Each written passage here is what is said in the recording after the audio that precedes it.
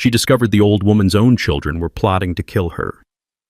Slipping sleeping pills into her tea, swapping prescriptions quietly, preparing insurance documents worth millions in death benefits. "Just a few more days," the daughter whispered over the phone, "and she'll be gone. We'll split the money." Julia was the only one who dared to speak up. She recorded, gathered evidence, and risked everything to stop a calculated death. Everyone thought she was simply protecting a fragile, nameless old woman. Until the woman woke up and revealed her true identity, a reclusive billionaire sole heiress to her late husband's vast real estate empire. Julia Lane arrived at the Carter house on a breezy morning, the edges of her thrifted cardigan rippling around her wrists. The property felt like it belonged to another world, standing there on the outskirts of Boston, regal columns chipped by time hedges, meticulously shaped but starting to yellow at the tips. She had been to grand homes before, most of them belonging to wealthy families who wanted a private caregiver with no fuss, but something about the stillness here unsettled her. It was a hush that reminded her of closed-off wings in a hospital where patients lay in sterile isolation. She paused at the front door, rechecking the address, then knocked gently, half expecting no one to answer. When the heavy door swung open, she was greeted by a short, hushed exhalation from Lila Carter, whose eyes flicked over Julia's neat budget shoes with a hint of distaste. Lila's voice was taut as she said, "You're early? Fine, come in." Julia obeyed, stepping into a foyer lined with worn marble tiles and a single potted fern drooping in the corner. The emptiness amplified each footstep. She noticed, too, that Lila wore an expensive blouse and crisp linen, but her perfume was chokingly strong, as if she wanted to broadcast her presence before slipping away. "Mother's in the sitting room," Lila said, not meeting Julia's eyes. "Don't bother her with 1,000 questions." Julia clutched the handle of her lunch tin. She'd been prepared for some aloofness from the family, but the tension in Lila's tone was sharper than she'd expected. A quiet sense of resolve bloomed in Julia's chest. She was here to provide genuine care no matter how the family viewed her. That was what she'd done since leaving hospital work for in-home positions. She found that one-on-one she could offer something more personal than any bustling ward could allow. Eleanor Carter was in the sitting room indeed, sunk into a worn velvet armchair by the bay window. The wide windows overlooked a garden that must have once been a spectacle of color, now overgrown with tangled rose bushes left to sprawl. At first glance, Eleanor looked so frail that Julia felt an involuntary pang of sympathy. Her white hair was pinned back, though wisps fell around her face. Her hands rested limply on her lap, thin fingers curled inwards. Julia approached quietly, stopping a few feet away. "Good morning," she ventured, her voice gentle.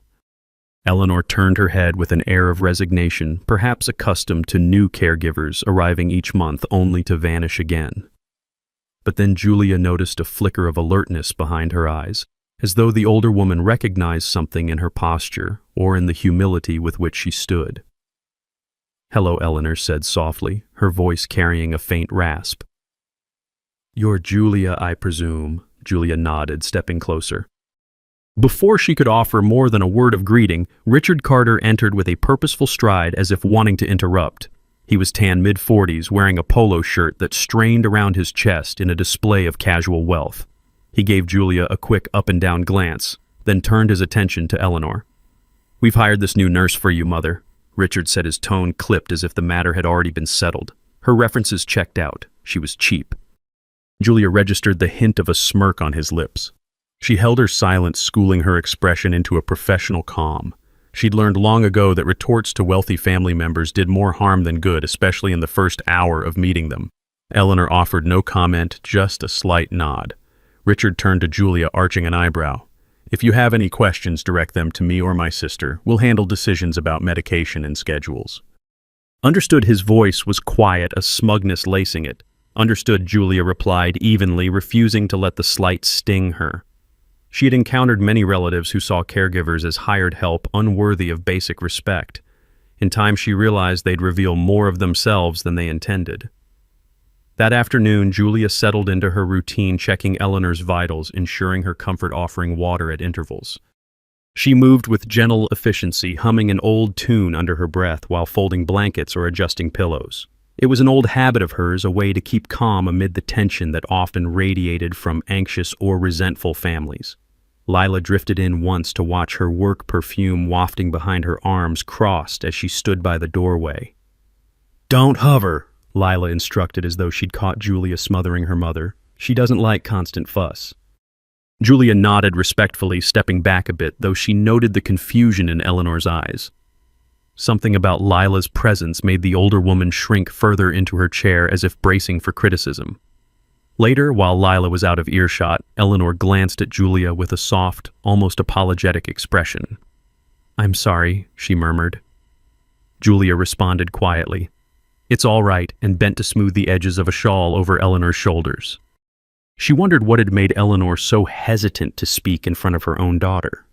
By the second day, Julia began to notice small irregularities in Eleanor's daily routine: a half-finished cup of tea with a faintly bitter smell, medication bottles that changed positions on the shelf each time Lila or Richard visited, an overall air of quiet tension whenever the siblings entered the room, as if they were tiptoeing around something. Late in the afternoon, while preparing a tray for Eleanor, Julia overheard a snippet of conversation from the adjacent study. "I say we keep Mother's dosage high," Richard's voice muttered. "She's not improving anyway." Lila's response was muffled, but Julia caught the words dragging this out. "And insurance is all set." Julia paused, her heart thudding. Insurance. Dosage. Something dark flickered through her mind, a memory of patients in the hospital whose families insisted on high sedation for comfort only to discover they had hidden agendas. She recalled leaving hospital work partly to distance herself from the bureaucratic tangles of suspicious family requests. Could it be happening here? She forced herself to breathe slowly, placing the teapot carefully on the tray so it wouldn't rattle. She wasn't one to jump to conclusions, but she also believed in vigilance. If something was amiss, she needed to observe and document. That evening, as the house settled into subdued quiet, Julia was tidying the living room when she noticed a sheet of paper peeking from beneath Richard's jacket on the coffee table. It looked like some official document with a signature line. Temptation tugged at her. She knew it was none of her business to snoop. Yet the conversation still rang in her ears. What's the point of dragging this out, and the mention of insurance? She let her eyes flick around, verifying she was alone, then gently slipped the edge of the paper free. It was part of a policy statement referencing a payable upon death clause with an enormous sum listed. The beneficiary line read, "Richard Carter and Lila Carter." Julia felt a chill run down her arms. She returned the paper exactly as she'd found it, her heart pounding. The family she'd been hired to help was at best preparing for the mother's natural passing, and at worst orchestrating something far more sinister. All at once, the bitter residue on the teacup and the swapped medication vials took on a more threatening significance. She thought of the quiet, uncertain look in Eleanor's eyes, how the older woman seemed to sense her own children's hostility. The weight in Julia's chest grew heavier. She resolved to pay close attention from now on, no matter how the siblings treated her. On her third day in the Carter home, Julia witnessed a confrontation that solidified her suspicions. Lila strode into Eleanor's room with a fresh pot of tea, setting it on the side table. "Here you are, Mother," she said, her voice saccharine, but her smile tense. "Drink up, it'll help you sleep better." Julia stood near the foot of the bed, folding laundry, discreetly watching. Eleanor lifted the cup, sniffed once, and hesitated. "It smells odd," she murmured. Lila's eyes narrowed. "Don't be difficult. It's the same blend you've always had." Eleanor said nothing more, pressing the cup to her lips, but not sipping. Julia caught the flicker of nerves in Lila's gaze, the slight tremor in her hands. Richard then appeared in the doorway, tapping his watch. "We're going out," he said tersely. "Mother, take your tea. Julia, make sure she finishes it." Julia nodded in a practiced show of deference. Once the siblings left, she gently took the cup from Eleanor. "Let's set it aside for now," she whispered. Eleanor nodded gratefully. That small action, the quiet rebellion of refusing to force the tea, created an unspoken bond between them. Julia felt her throat tighten, anger and protectiveness surging within her. It was as if she'd found an ill-treated patient in the hospital and knew she had to defend them no matter the cost. That night, after everyone had gone to their rooms, Julia found herself alone in the dimly lit hallway. She paused by a portrait hung crookedly on the wall depicting an older man in military uniform. The plaque read, "Charles Carter." She guessed this must be Eleanor's late husband. The painting was done in conservative tones, capturing a firm set of the jaw and eyes that hinted at discipline. Julia placed a hand lightly on the frame, feeling an inexplicable wave of emotion that made her draw a sharp breath. She'd had a father, once a man who served in uniform, but it was a story she kept locked away. She straightened the painting gently, as if in respect to the memory of someone who might once have been a caring soul, and then continued down the hall. In the subdued glow of a single lamp, she opened her nursing bag to check supplies. There was that folded letter again. She touched it for a moment, lips pressed thin. Then she tucked it back without unfolding. She felt the old ache in her chest, the reason she'd left the hospital, the reason she kept to smaller roles now. But that was the past. Right now, Eleanor needed her. She inhaled slowly, resolving to be vigilant. Over the next days, the tension escalated. Lila's remarks grew snidder. "Julia, you're just the help. Just don't overstep," she sneered once, finding Julia checking the pill bottles in the medicine cabinet. Richard, too, displayed open contempt, frequently reminding her that any decision about Eleanor's care must go through them. "We hired you," he said more than once, "so watch your boundaries." Julia remained polite, but she quietly documented everything. She snapped pictures of the pill bottles before and after the siblings tampered with them. She recorded short audio clips on her phone, capturing their hushed arguments about upping the dosage. At night, she'd slip out to her battered old car in the driveway, phone in hand, listening to each snippet of the recordings to ensure they were clear. It felt surreal playing amateur detective like this, but the stakes were too high to ignore. She recalled how, at the hospital, certain patients had no one to advocate for them. If she turned a blind eye, if she shrugged off the signs, Eleanor might become just another quiet obituary with suspicious undertones no one bothered to question. On the fourth evening, she overheard a phone call that made her blood run cold. She'd gone to the kitchen to fetch a glass of water, passing by the study with the door ajar. Richard's voice drifted out calm, but dripping with malice. "I say we bump the dosage, quietly." "What's the point of dragging this out?" Then, Lila's voice, slightly higher pitched, added, "We've got the insurance set. It'll look like natural decline. Just finish it." Julia froze, her hand trembling around the glass. The clarity of their words hammered into her. They were planning an outright murder of their mother, using overdose as a means to collect a fortune. She forced herself to keep walking casually, not wanting to tip them off that she'd heard. But inside, her heart was racing, adrenaline surging. She walked to the far end of the hall, leaning against the wall as she tried to steady her breathing. She was no detective, but she had enough evidence now that any rational authority would see the malicious intent.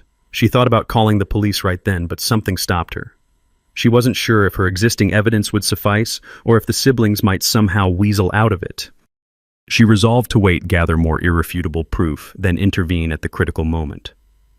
Early the next morning, Julia watched from the kitchen window as Lila left in her sleek coupe, presumably to pick up a new supply of medication. Once again, a sense of dread churned in Julia's stomach. She busied herself preparing oatmeal for Eleanor, stirring slowly, her mind roiling with anxious thoughts. Could she simply whisk Eleanor away from this house? The older woman was too frail to be moved without proper arrangement, and besides, the siblings might chase them down, claiming caretaker interference.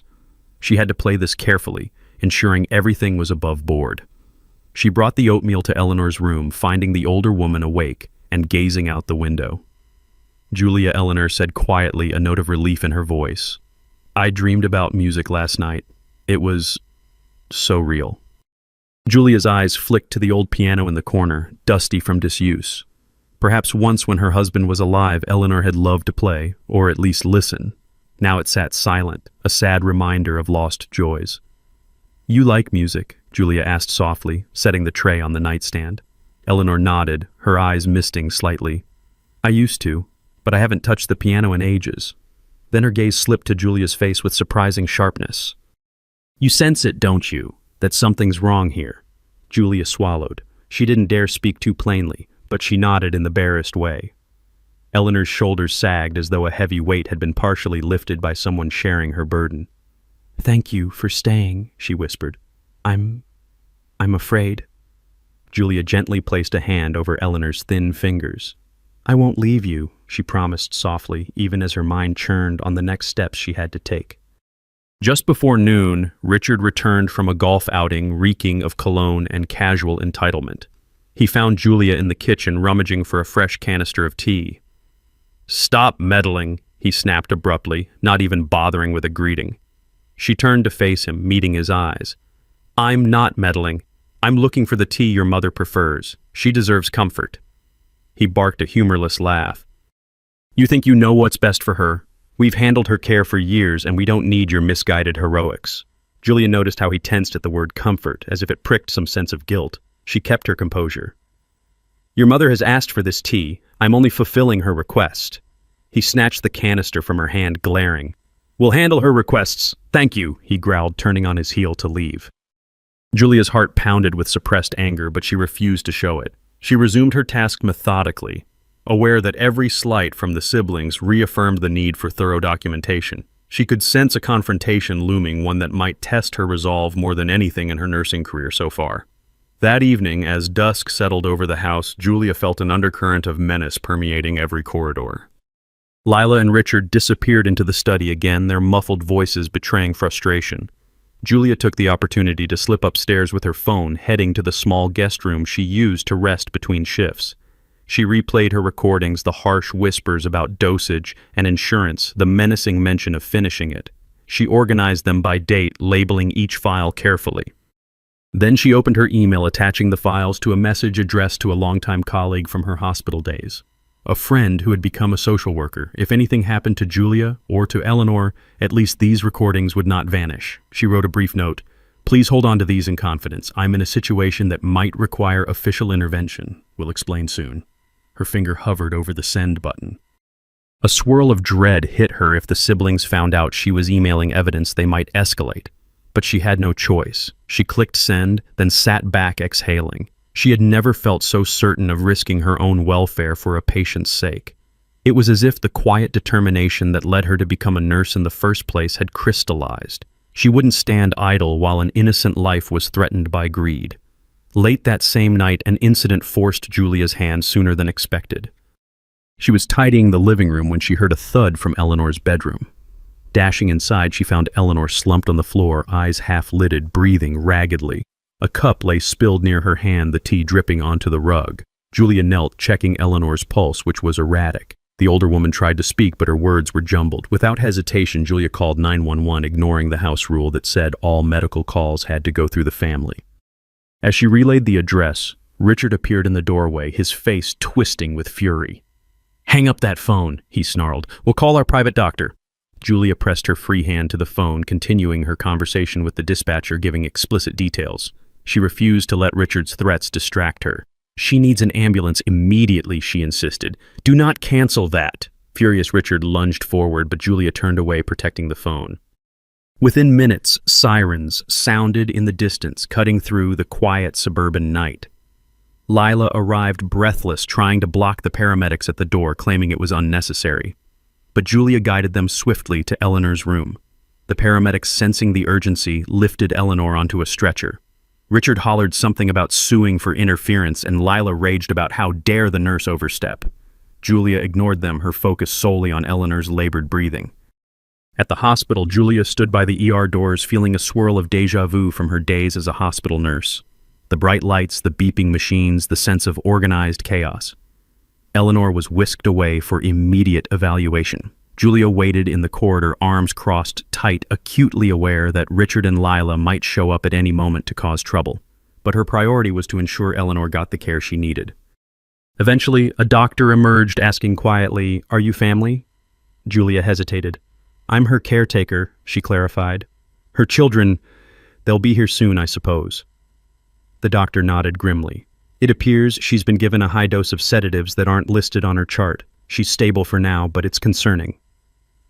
Julia's heart clenched. Concern was an understatement. Someone had tried to kill her. The doctor eyed Julia, noticing her pallor. "We've sent toxicology samples to the lab. If you suspect foul play, you need to inform the authorities." Julia nodded, a surge of relief and anxiety hitting her. This was the moment. She quietly told him she had reason to believe Eleanor was being poisoned. The doctor's expression darkened, but he listened. "I'll let the hospital administration know," he said. "We'll keep her safe under observation." At that moment, an officer approached, presumably called by the hospital staff. Julia took a trembling breath, explaining what she knew in concise terms, without revealing that she had recordings hidden away. The officer scribbled notes, then asked if she had proof. Julia pressed her lips together. "I have some evidence, yes. Recordings, pictures. I can send them to you." The officer nodded, giving her a contact card. Before she could elaborate, the door at the end of the corridor burst open, revealing Richard and Lila both wearing expressions of forced alarm. Lila rushed toward the nurse's station, wailing, "Where's my mother? Is she all right?" Julia stepped back, letting the hospital staff handle them.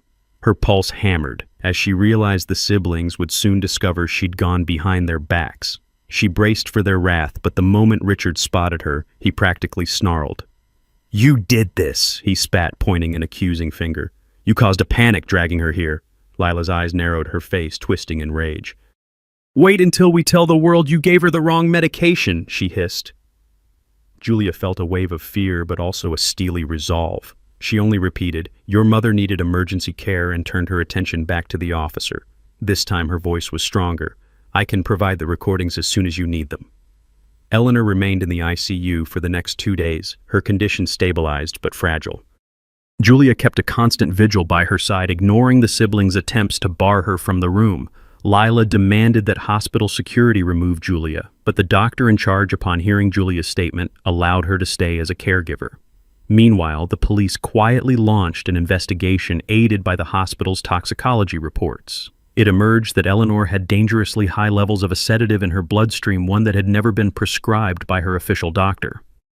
The suspicion of foul play escalated to near certainty. Then on the third morning, while Julia was adjusting Eleanor's blankets, the older woman stirred, her eyes fluttering open. Julia leaned in, her heart leaping with relief. Eleanor's voice was a rasped whisper, but the clarity was there. You stayed." Julia nodded, tears threatening to spill. "Yes," she breathed. "I'm here." Eleanor's gaze flicked around as if searching for something. They poisoned me." She managed her expression, filling with a quiet, heartbreaking acceptance. "Didn't they?" Julia couldn't lie. She lowered her head and nodded. Eleanor closed her eyes, a single tear escaping the corner. Then softly she added, "Thank you." Richard and Lila arrived soon after, only to be stopped in their tracks by uniformed officers. The siblings protested, feigning outrage and claiming it was all a misunderstanding. But the detective in charge, a steady-eyed woman in a dark blazer, stated that an arrest was imminent for attempted murder and conspiracy to commit insurance fraud. Julia watched from the corner of the hallway as the siblings' bravado collapsed, replaced by shouting and frantic denials. Within moments, they were handcuffed, led away, while a cluster of stunned bystanders looked on. The officer who had taken Julia's evidence gave her a slight nod of acknowledgement across the corridor. It was over, or at least that part was. The rest, the media fallout and legal proceedings, would come in time. But the immediate threat to Eleanor's life was gone. Julia sank into a plastic waiting chair, trembling with exhaustion. 2 days later, in a small sunlit hospital room, Eleanor Carter asked to see her attorneys. Julia stood by the window, arms folded, while the attorneys, sober-faced men in tailored suits, arrived and set out documents on a rolling tray. The oldest attorney, who'd known Charles Carter personally, bowed respectfully to Eleanor. "Mrs. Carter," he said gently, "I'm relieved you're on the mend. We'll handle any legal actions you wish to pursue." Eleanor's voice remained soft but carried a surprising strength. "My children tried to kill me," she said, not a quaver in her tone. "They have no right to my assets." The attorneys exchanged glances, bracing for instructions. Eleanor continued, "I want it all transferred. I'm rewriting my will. Now," she beckoned to Julia. "Come here, dear." Julia approached the bedside, uncertain what was happening. Eleanor reached for her hand, gripping it with surprising firmness. "To the woman who didn't share my blood but guarded my life more fiercely than anyone else ever has, I leave everything. Properties, accounts, bonds, the entire Carter real estate empire." Silence filled the room, broken only by the hum of the hospital air vent. Julia stood frozen, disbelief warring with shock. The attorney's eyes wide took notes, verifying that this was truly Eleanor's wish. One of them stammered, "Mrs. Carter, that's an enormous fortune." Eleanor nodded. "I'm well aware, but I've made my choice." Julia felt her knees tremble. She clutched the bed rail for support. Never in her wildest dreams did she imagine this outcome. She'd done nothing more than fulfill her duty to protect a vulnerable patient. Later that day, after the attorneys left with the newly executed will, Julia sank into a chair by the window, covering her face with her hands. Eleanor dozed in the bed, exhausted from the ordeal, but a faint smile lingered on her lips. The nurse in Julia wanted to scold her to rest more to conserve energy, yet the magnitude of what had just happened overshadowed everything else. A reclusive billionaire had effectively upended Julia's entire life with a single stroke of the pen.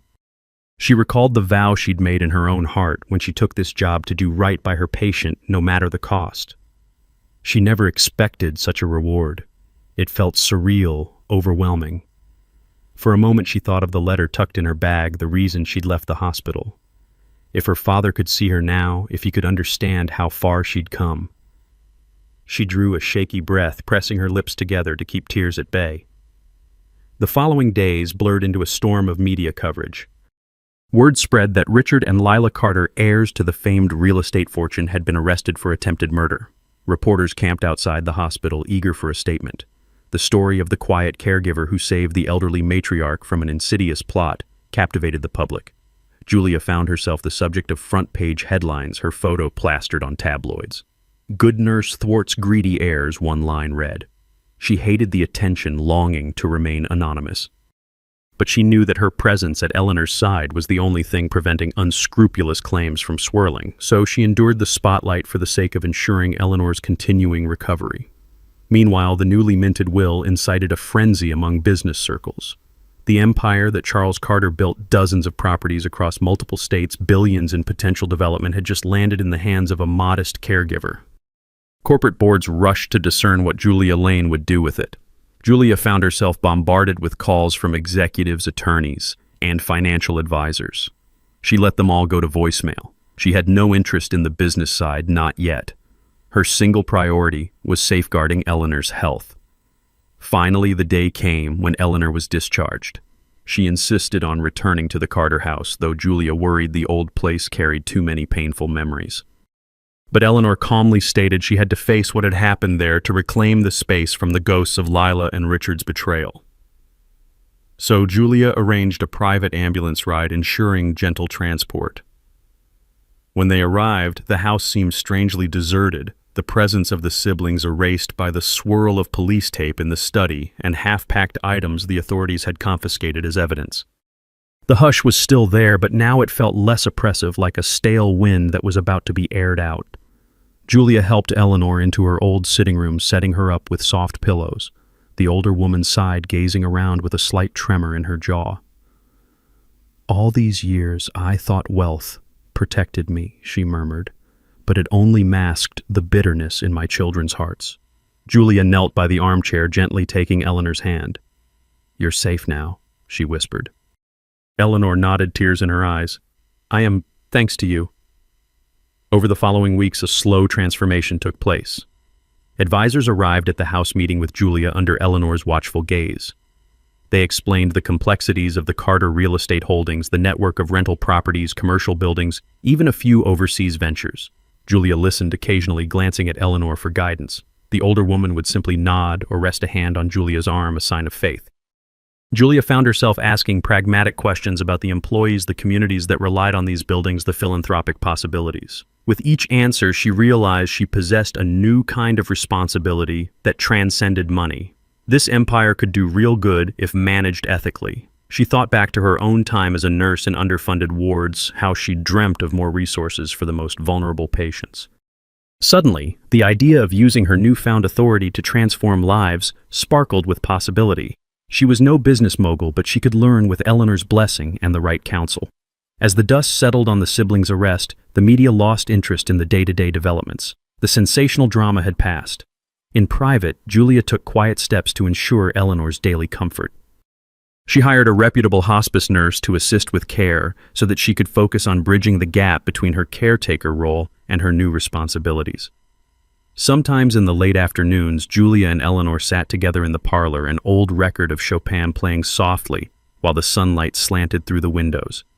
Eleanor's eyes would drift closed, not in sedation, but in peaceful listening. Julia often watched her, reflecting on how close they'd come to losing this serenity forever. In such moments, the weight of sorrow for Lila and Richard's choices pressed down.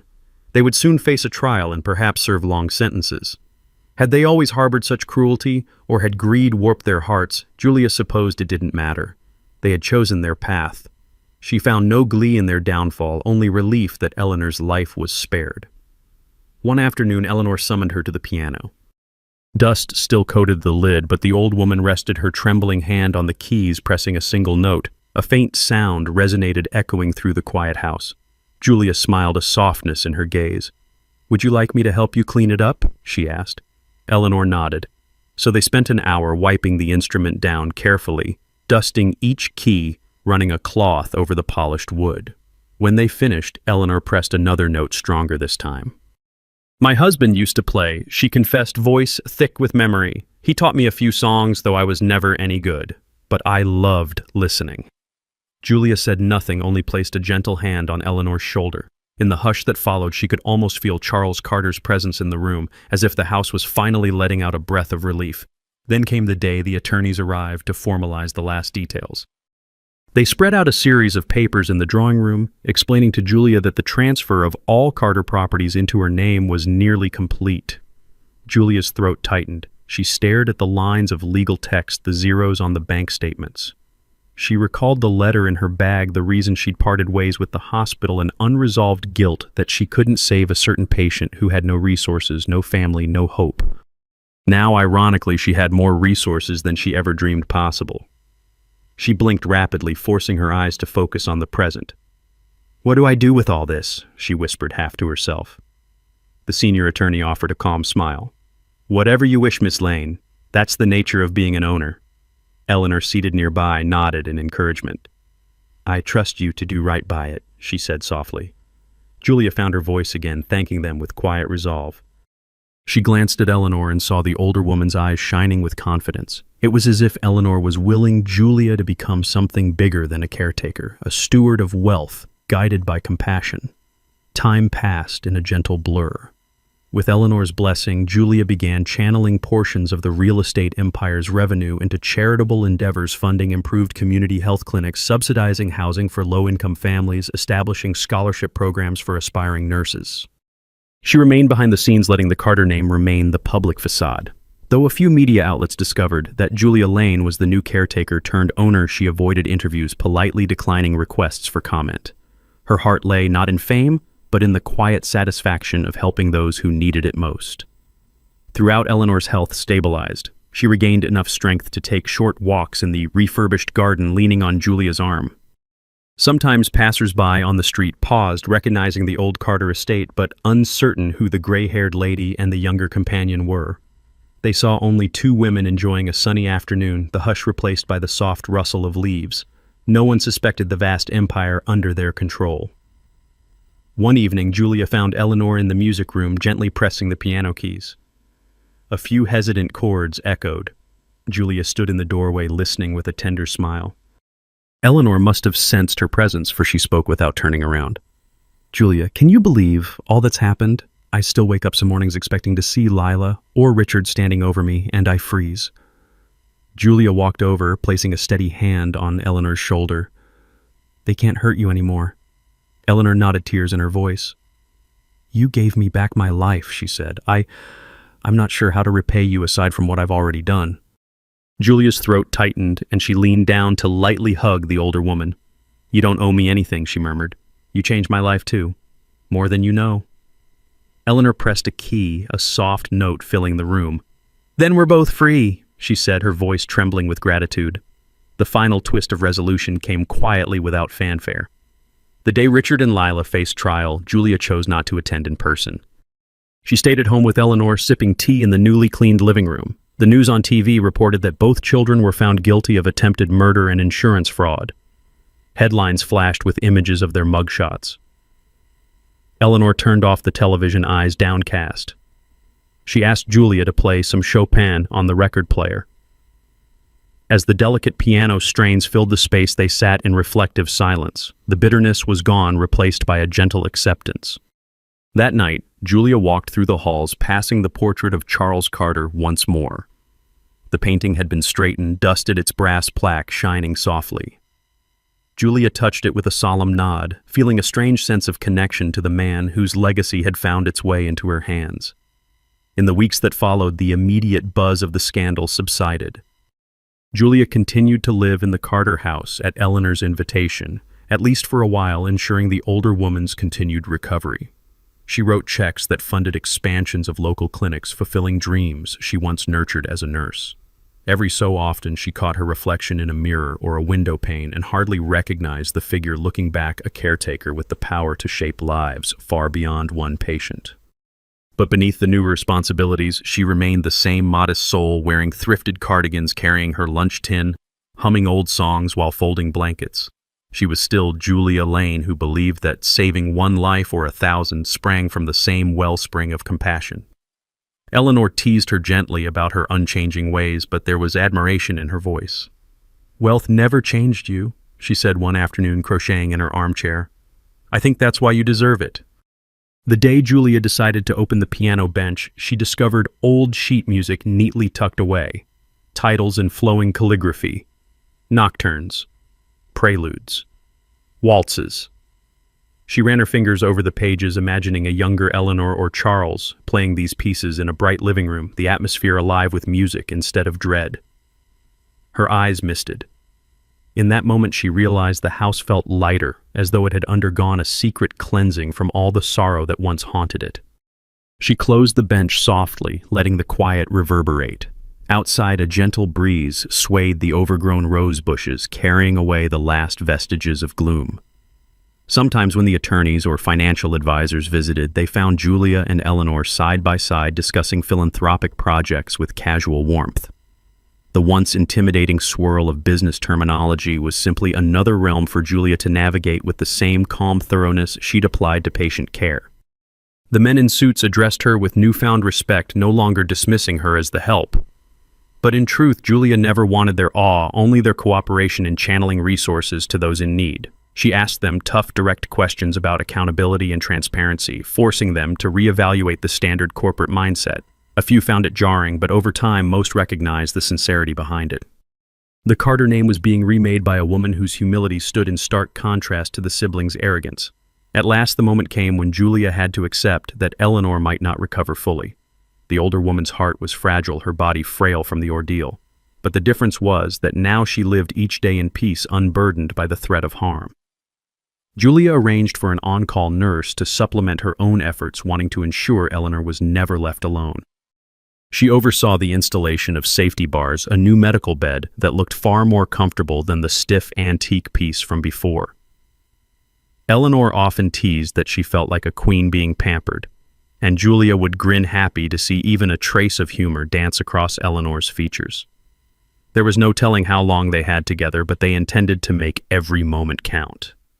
Eventually, Julia realized she needed to handle something personal. She dug out the creased letter from her bag, that piece of her past she'd refused to face. In the quiet hush of evening, she sat at a small desk near the window, reading the letter for the first time in months. It was from the family of her final hospital patient, expressing gratitude for Julia's care, but also despair that they lacked resources for continued treatment. That patient had died soon after, and the memory of his hopelessness had driven Julia to leave the hospital, convinced she couldn't make a difference there. Now tears welled in her eyes. She folded the letter carefully, realizing that she'd found a way to help people like that patient, albeit from a different vantage point. The Carter fortune, undeserved as it might feel, was a chance to fill the gaps that once stymied her in the wards. She pressed the letter to her chest, inhaling shakily, then set it aside with renewed determination. One weekend morning after the household had breakfasted, quietly, Eleanor beckoned Julia into the living room. "My dear, you've done so much," she said, "but I want you to know if you ever wish to leave this house or shape your own path, you can. The resources are yours." Julia felt her heart lurch. She looked around the old furnishings, the dusty paintings, the piano they'd cleaned, the new sense of home they'd forged out of tragedy. "I'm not in a hurry," she answered gently. "I like being here, with you." Eleanor smiled, a soft radiance in her wrinkled features. "Then stay as long as you wish. We'll see to the real estate business on our own terms." The mutual acceptance in that exchange settled something in Julia's soul. She realized she'd never truly had a place to belong since leaving the hospital. But here in a house once overshadowed by cruelty, she felt an odd sense of belonging, a chance to keep vigil for a woman who had become dear to her. In time, the trial concluded. Richard and Lila were each sentenced to significant prison terms, their protests overshadowed by the damning evidence: Julia's recordings, the toxicology reports, the suspicious insurance policy. The Carter estate faced no more claims from them. The press occasionally tried to stir up drama, but the public had moved on to the next scandal. Julia watched one final news clip, the siblings in handcuffs scowling at the cameras. She felt only sadness that a mother's last link to her children ended this way. She turned off the TV and never looked back. Spring arrived, bringing fresh blooms to the garden. Under Julia's direction, landscapers cleared the overgrowth, letting new flowers take root. Eleanor, propped in a wheelchair, admired the transformation from the patio, while Julia served her a cup of properly brewed jasmine tea, carefully free of bitterness. They chatted about mundane things, weather, music, the next philanthropic initiative. In these small daily blessings, they found a peace that overshadowed the dark chapters behind them. Sometimes a neighbor peered curiously through the fence, but Julia only waved politely, not bothering to explain the life that now existed within these walls. The truth was, she and Eleanor had carved out a refuge of trust and gratitude, something that needed no further explanation. After a few more months, Julia recognized that she had to start delegating. She accepted the help of professional managers to handle the largest real estate holdings, ensuring that employees in each building were treated fairly, that tenants felt supported. She personally visited a handful of properties in downtown Boston incognito in her thrifted clothes. The building managers often mistook her for an assistant, only to realize with embarrassed shock that she owned the entire enterprise. Julia brushed off their apologies, focusing on what improvements could be made to the living conditions or local communities. The stories she heard, families struggling, small businesses on the edge, reminded her of the hospital wards. She realized her father had once told her that real service meant immersing yourself in the world of those you help. So that was what she did, bridging the gap between caretaker and benefactor, with a grace that surprised even the jaded property managers. During these outings, she always returned to Eleanor by nightfall. She'd update the older woman, telling small anecdotes about the people she met. Eleanor often nodded, eyes alight with approval. Charles would be proud, she whispered one evening, pressing Julia's hand. He never wanted the empire to be just about money. He believed in quiet generosity, though I confess I rarely saw that side of him, but you're living it. Julia felt a gentle warmth at the praise, though she insisted she was only doing what any decent person would. Not everyone would, Eleanor corrected softly. I'm so grateful you are who you are. Time carried them forward day by day. The house's atmosphere softened, no longer haunted by the siblings' plot. Music sometimes echoed through the rooms as Julia tentatively learned a few of the piano's simpler pieces, guided by old lesson books they found in a dusty cabinet. Eleanor listened, occasionally offering advice or a nostalgic recollection. Their bond solidified into something that felt like a familial tie beyond caretaker and patient. Julia recognized how unusual it was, how life had surprised her in 1,000 ways since she first knocked on that heavy door. She felt no regrets, only a profound sense of purpose. If this story made you feel something, hold it close. Someone like Julia exists in every town, quiet, overlooked, stronger than most imagine. And someone like Eleanor just might be waiting for someone to believe them. Like it, share it, and stay with us for more stories that remember the forgotten.